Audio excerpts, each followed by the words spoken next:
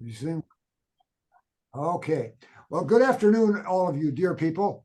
I'm Paul Gilgee, and I'm delighted that we would have this opportunity today to discuss a very important person in the history of the Rolette County immigrants that most of us are wholly oblivious to, and don't fully see the very real significance that this woman had.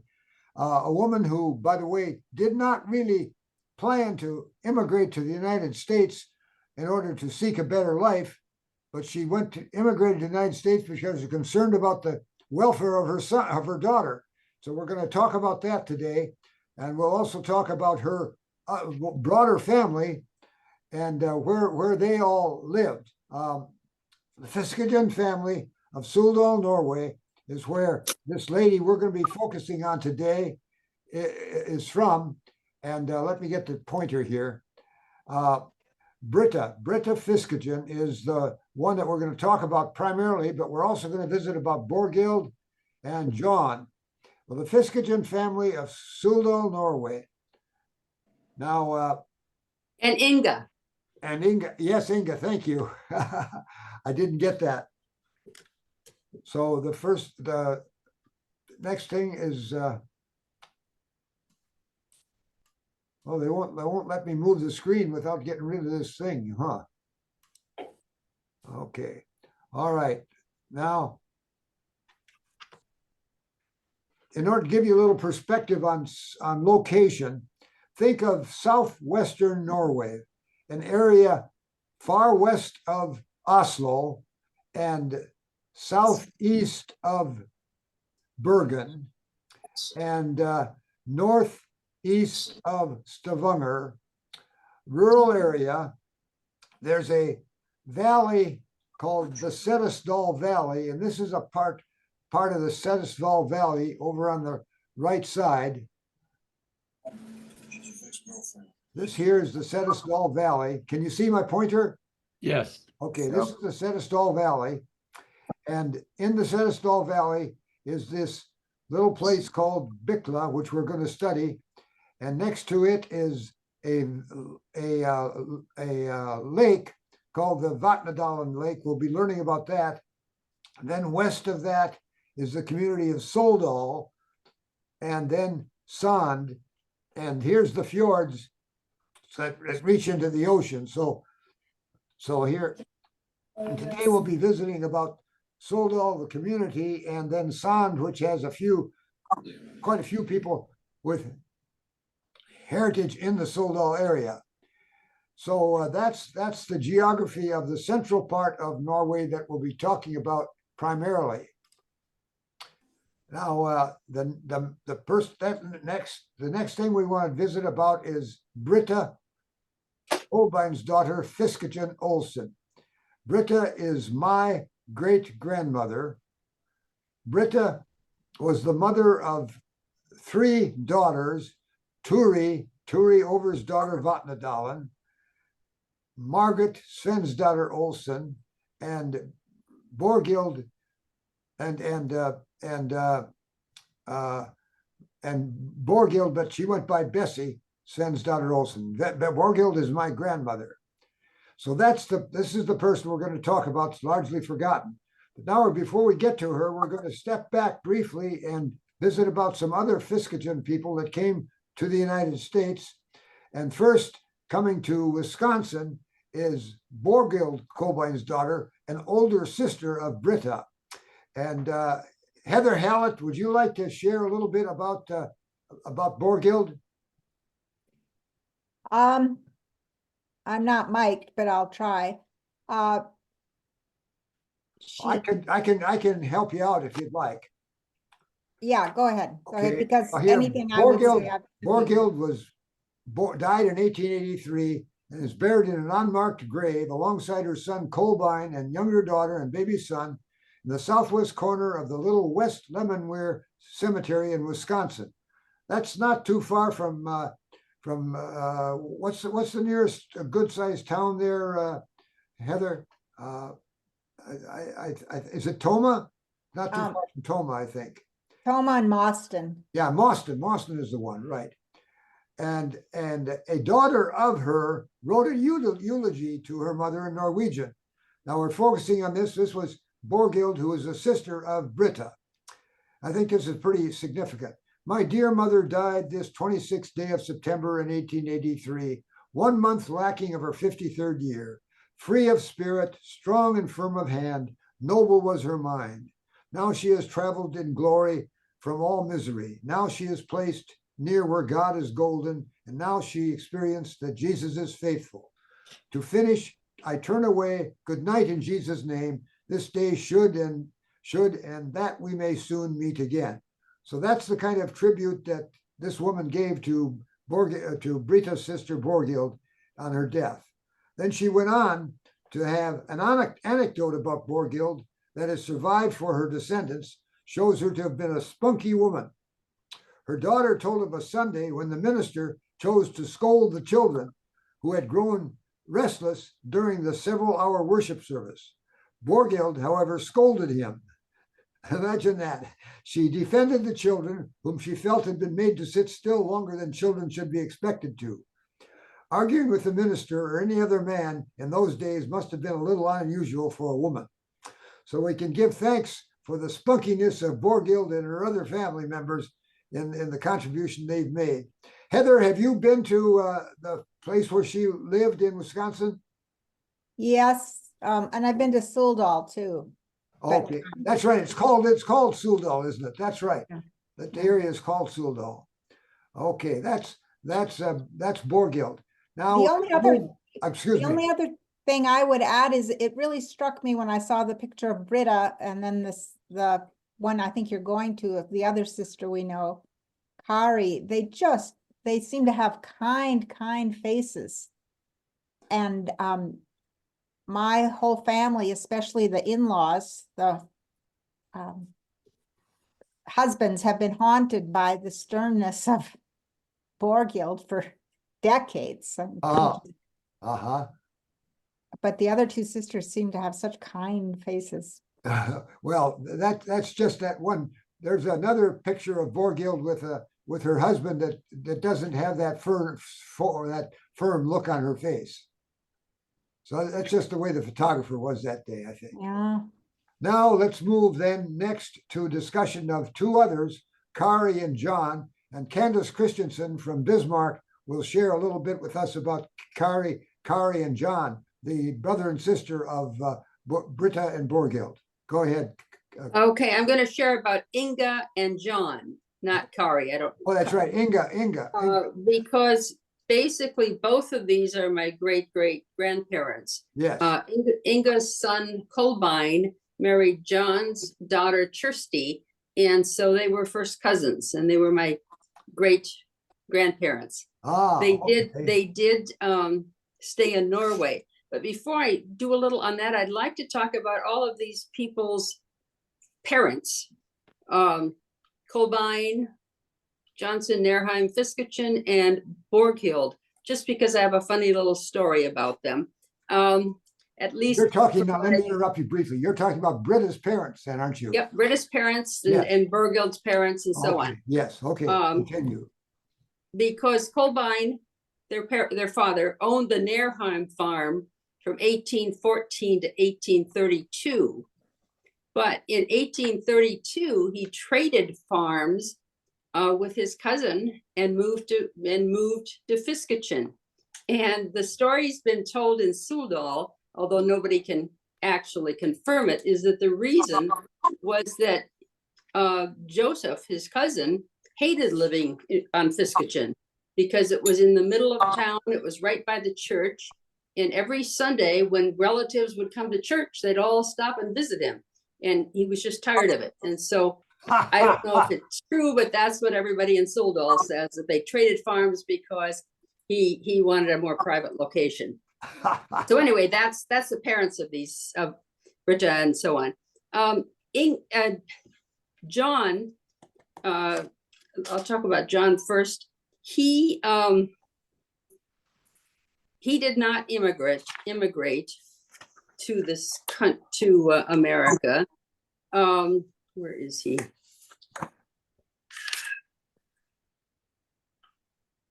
But he they had nine children, he and his wife, and Sigrid, his wife, died at age 47.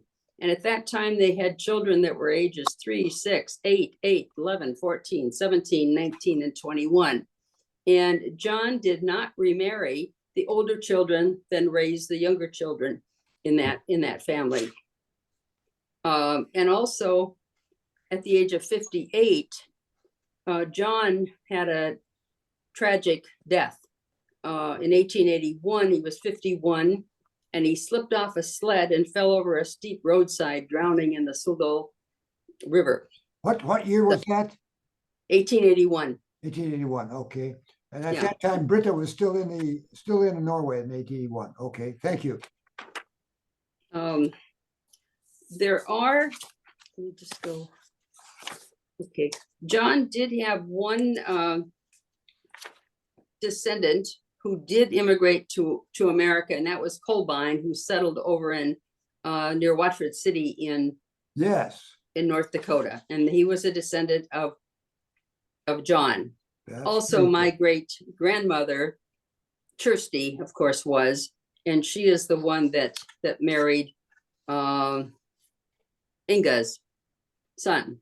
So that's a little bit about John. I don't know much more than that, except that I thought some of the stories about him were kind of interesting, his death and that type of thing. So, and then Kirsty, I'll get into Kirsty when I talk about Inga, because Inga was also a sister of Brita and Borghild, Kirsty, and Inga ended up moving. Well, she married. Where's my sheet here? Sorry. Oh, she married somebody from the Strappa farm in Suldal, but his name was Hudley, Torsten Strappa, and he moved to Bicla and purchased the Hustlemo farm, Hustlemo, from his brother when his brother's wife died. His brother had moved down there a few years earlier. So Inga stayed then in Bicla, and they had 6 children, but 4 of them died very young.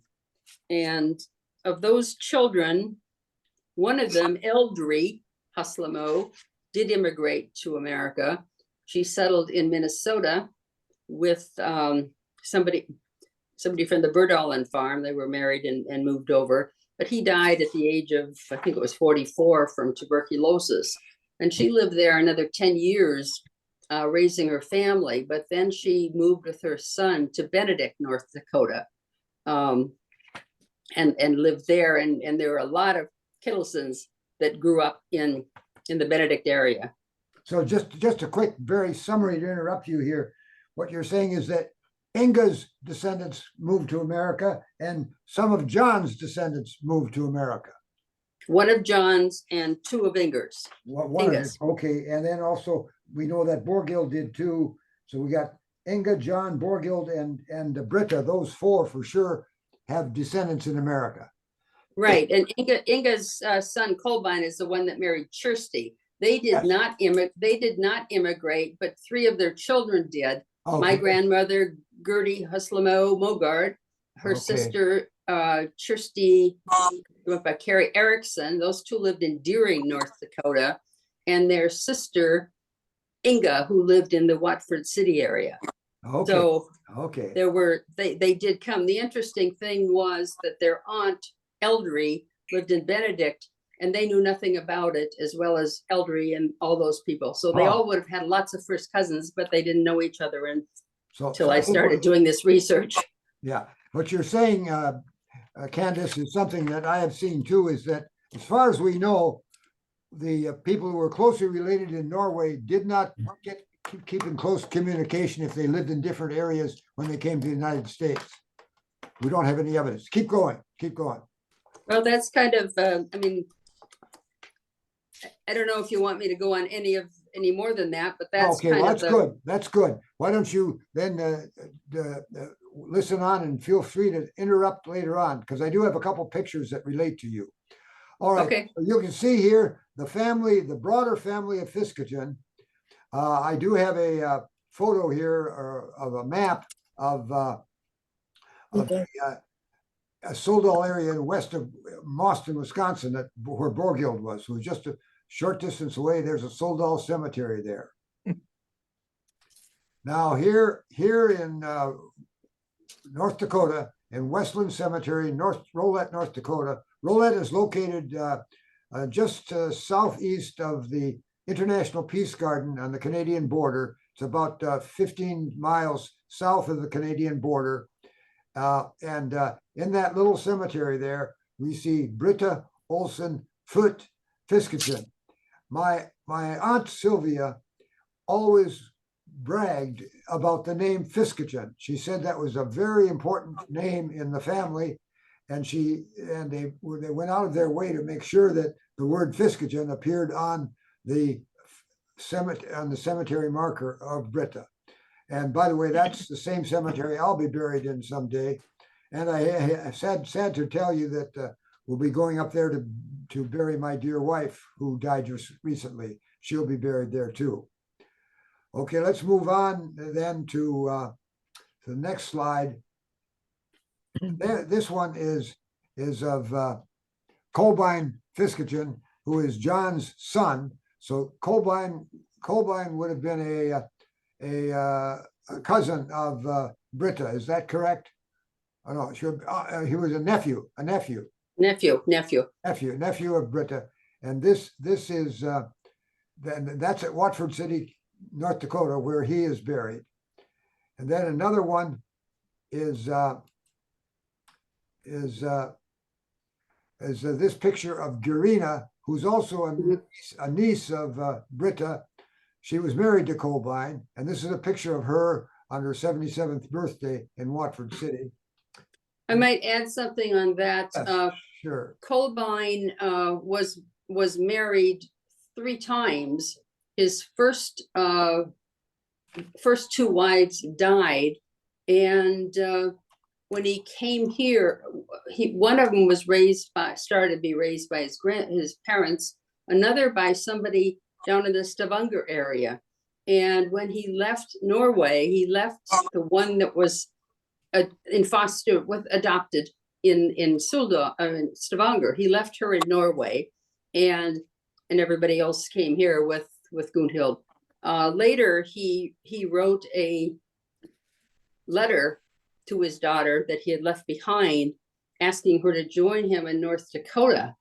And her foster mother, or her adopted mother, was very upset about it because her husband had died. This girl was the only family she had, and begged her to stay in Norway. But in the end, she ended up getting on a ship and coming to live with her father. Thank you. Thank you.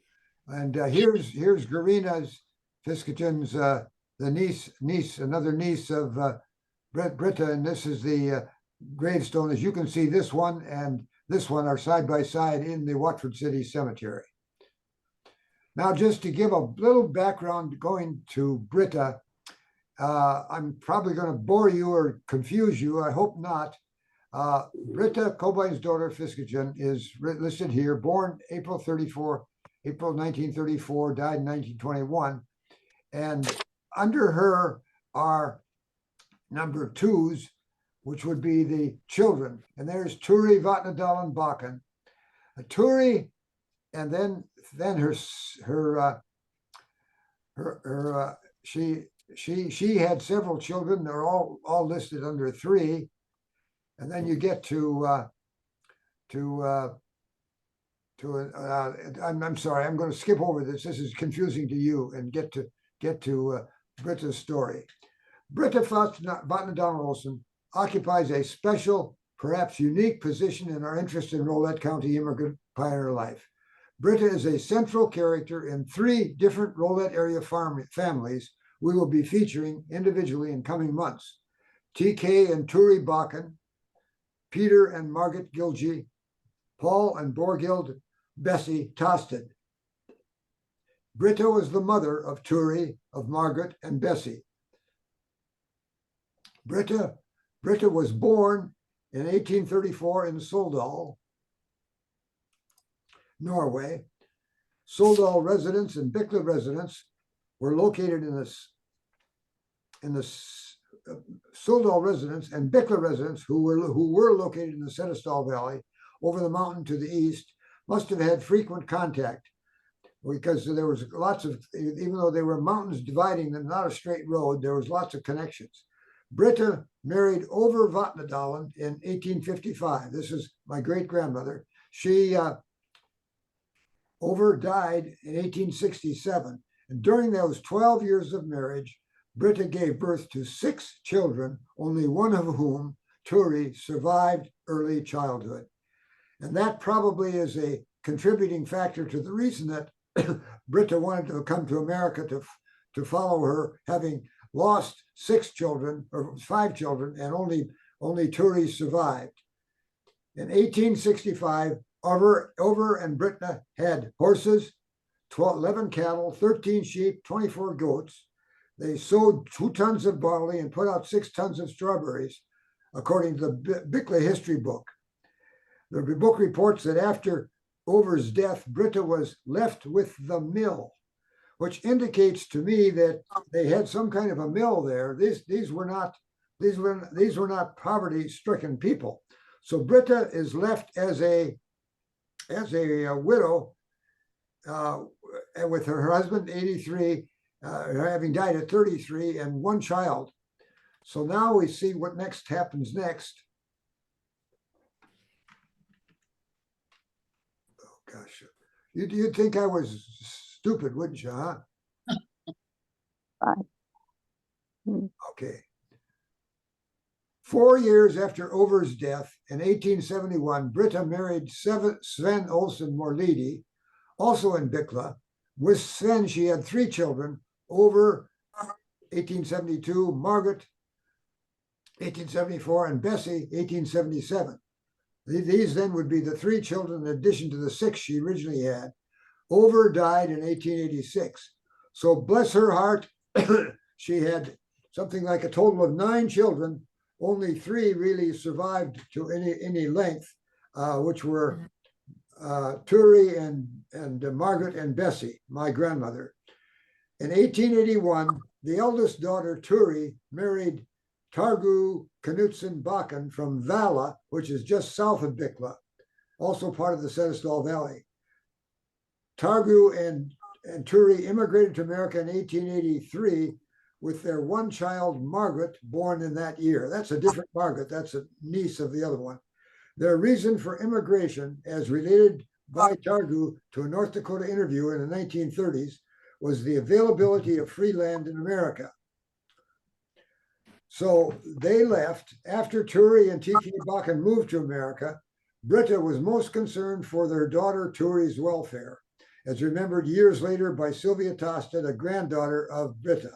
Now here's where the folk stories come in, and you're never sure exactly what it was, but the theory was that Brita was not totally happy with her daughter's marriage, or she wasn't totally happy, but was just concerned for her daughter's welfare because she was that oldest child, only survived out of those 6. In any event, Brita and her husband, Sven, and their 2 daughters, Margaret, born in 1874, and Borghild, Bessie, born in 1877, followed Turi and Targu to America in 85. So if it hadn't been for, Brita had no reason to go for an economic basis because she had a good income, but she was deeply concerned about the welfare of her daughter Turi with T.K. Bakken. So she and her husband Sven moved to Norway, to America.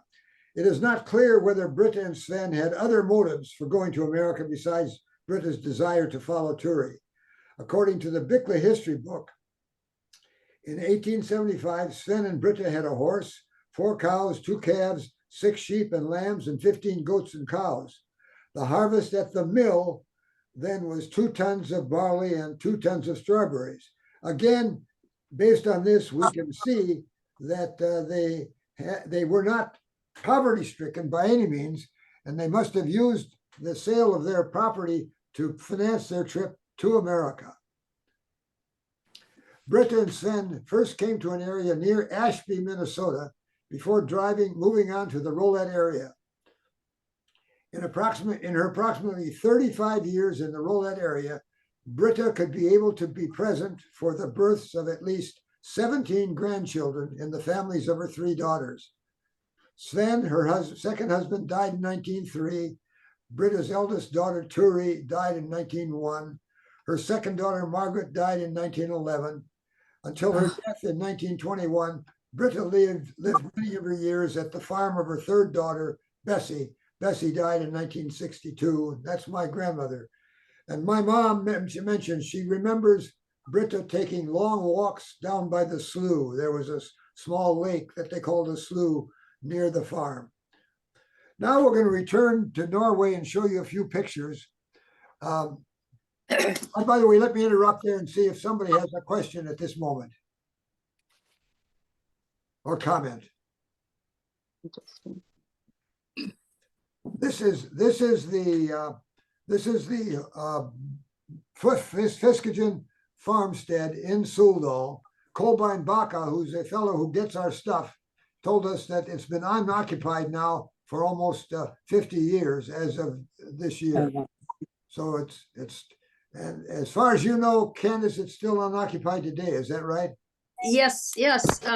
And I was going to ask Kolbein why, because it's a lot of property around it. You know, it's a big area. It's right. The church is just down the street, but that house that farm is right in the middle, and there's a ton of land around it. I don't know if that farm owned all that land or. Yeah, good question. Oh. Here's another picture of the farm at a greater distance. You can see the mountains right above it. The church we don't see in the picture is over to the left. Here's a photo coming from the church here towards that area, and so over in this area is where the farm is in in Soldal. And this is an older picture of the same thing. My aunt Sylvia Tosted Morrison Gilgee with her daughter Martha visited Soldal in the 1950s. And Sylvia wrote a big long letter, a copy of which I have. If anybody wanted to ever read it, you could see what Sylvia was remembering. This is again another picture of Soldal, and I can't remember now if the farm is in this picture or not. If that's it there, that might be it right there, I think. And then this is some snapshots below this of people that we have visited with. This is my mom and dad in 1980 visiting with Martha Fiskejon, one of our third cousins. This is my mom in 1980 visiting with Arna Helland, another cousin of hers who is a wood carver in Sand, which is a town near Soldal. This is my wife Judy and me with Helga Varvik, another relative in the Soldal area, giving us this beautiful runner, and that's on my table in my apartment to this day. This is Oleta Heim, a second cousin of mom that visited with us in 1980. Then finally, I thought I'd show you the Bikla Church. Remind yourself now, we got to move back over to Bikla into the internal area further east in the Senestal Valley. This is an historic church. I've been in it. It's quite beautiful. This is the Bikla Church where Brita's three daughters were born, were baptized, excuse me. And then this is the interior of the church, very elaborate and quite a tourist attraction. It's beautiful. You know, it's small, very small, but it's very decorative. Now, just to summarize the major point I wanted to raise is that in subsequent meetings, we're going to be featuring other farms, including the Paul Tosted farm, the T.K. Bakken farm, and the Peter Gilgee farm, all of which have their roots with Brita Fiskejon, that lady who just decided to follow her daughter to America. If she hadn't followed her daughter to America, the families would never have met, and there wouldn't have been this kind of connection. So that's what I wanted to keep you in mind as we survey additional families in subsequent weeks. So any comments by any of you of anything we said today or some other aspect of our planning events? I'd like to mention something which is kind of unrelated, but you said you wouldn't be here if she hadn't done all of this. My grandmother, who settled in Deering, North Dakota, according to the relatives in Norway, she was scheduled to be on the Titanic, but something prevented her from taking her ship.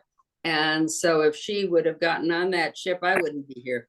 Oh, is that right? That is fascinating. That is fascinating. Thank you, Candace. Other comments by anybody? This is Bernie. Go, yeah, Bernie. Hi, Bernie. Hi.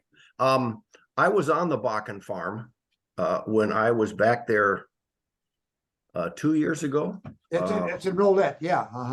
Yeah, and Dwayne Christensen, who's Anna, that was one of the daughters of Turi. Yes.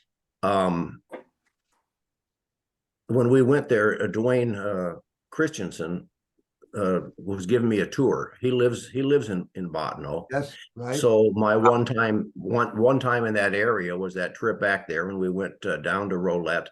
Okay. And went to the cemeteries there that you've mentioned. And if I recall, there was a Gilgee who was living on that Bakken farm. Oh. But I can't remember his first name, but you might know who he is. That is something I did not know. And I don't I would guess him to be, he was probably in his 60s, I guess, something like that. But it's interesting when you've done ask around on that, Bernie. I'm going to be at Westland Cemetery on May 25th. We're going to inter the remains of both my brother Chuck, who died last November, and my dear wife, who died 2 weeks ago. And we're going to have a ceremony on the same day, on the 25th, at the cemetery. And so Yeah. I'll check around and ask at that time if anybody knows who's the Gilgy that lives on the Bakken farm. Yeah, that Bakken farm is very close to that cemetery. Yeah, right, just a couple miles north, right? Yeah, yeah. Okay, good. But it's interesting, what's interesting about this presentation is that, as you pointed out, the key figure that this Brita was, that, or maybe I guess Turi's daughter, no, who was it? Which one had, they married into, there's a Gilgy, a Bakken, and a Tosted. Yeah, let me explain that again to be clear. Brita had 3 daughters. One daughter was Turi, one daughter was Margaret, and Margaret married a Gilgy, and one was Bessie, and Bessie married a Tosted. So that's how you and I are related to Brita, is that you are the great grandson of Brita. Yeah, I'm the great grandson of Brita. Turi was my great grandmother. Your great grandmother, right? Yes. Right. Yeah. Now we do have half sisters and half sisters here. Turi was not a full sister. She was a half sister of Bessie and Margaret. But that comes sometimes it's confusing when you talk about that. You're right. Thank you much. Other comments? Bernie, do you yet know what month you'd like to feature the Bakken family? No, probably as late as possible, since I haven't talked to, I've got very limited connections with them. Yeah, The ones I know are the ones I've met from. I think we have 10 families that want to be on the last week. We gotta change that. Gloria, did you have a comment? No. Okay. So any further comments? We'll be contacting you. Mentioned, Yeah, go ahead, Candace. 3 or 4 years ago, I went to the Nordic Fest in Decorah, Iowa. And at that time, the main production was the band, the director and the whole thing was people that he was a Fisketjon. And they had come over, they rented a couple of buses, 2 or 3 buses. There were a lot of them. And they traveled around the Midwest. So I was fortunate to go down and meet 13 of my second cousins down there then. But that was pretty interesting. And, you know, that was just the main production at the school gymnasium, and Niels was the conductor. So Sure. Good. Okay. Michael, do you have any comments? Okay, Jenny, Jeff? Okay. Thank you. No, I don't. Okay, anybody else? Well, thank you all for being on today. Really appreciate your dedication. Hey, Paul? Next month, we're going to be meeting earlier in the month because the Beaver family wants to be there on the 11th of May. So our session will not be on the 3rd Saturday next month. It'll be on the 2nd Saturday, and that will be with Randy Lee and others and Michael Beaver, and they will be on the 11th of May talking about the Beaver family. That's the next session. So thank you all. We'll get the recording off to you just as quickly as we can. All right. Paul? Yeah. Just a quick question, because I don't know where they. So where does with this Gilgy that you're talking about here, that married into the Gilgy family? Yes. Where does do you know where Knut Moen? Yeah, I do. There? Knut is a nephew of my grandfather Enoch. Knut's father was oh gosh, you know his father's name. Cornelius, maybe. Knut's father was. Let me get the book here. I'll just look it up and tell you. It's slipped my mind kind of quickly here. Just be patient.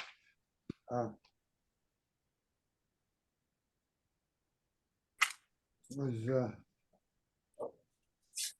Cornelius Mohn was Knut's father, and Cornelius was a brother of my grandfather, Enoch. Oh, Okay, I just, and just a little side note, I don't know if I've mentioned this before, but back in, I think it was back in the 70s. I don't know when, but I think it was back in the 70s. There was a fellow from the North Dakota Historical Society. Oh, yeah, you probably know that he went around and he did interviews with homesteaders. Oh, And we have the transcript and the voice recording of this fellow when he came and actually interviewed Canoe. yes, that is good. I think we have the written copy of that on the website. mhm. Yep, and I think we can upload both Yeah. once I get that finished up, but I can upload the Okay, you can get that. transcript and the voice recording too. Do that. That would be great. We'll make sure we pass that around at least before the Moan session, if not early. Okay, Good That idea. will be There's very one other interesting thing. to hear the old Gilja dialect. How's that, Arna? I say that will be very interesting to hear the Yes, old right, yeah. Gilja dialect. Yeah, Arna, tell us about the Moen farm, isn't it still sitting right in the middle with its old buildings there? Yes, it's still like it was when they left, I think. Yes, that's right. Yeah. Yeah, house and barn built together. Is somebody maintaining it? Yeah, I think so.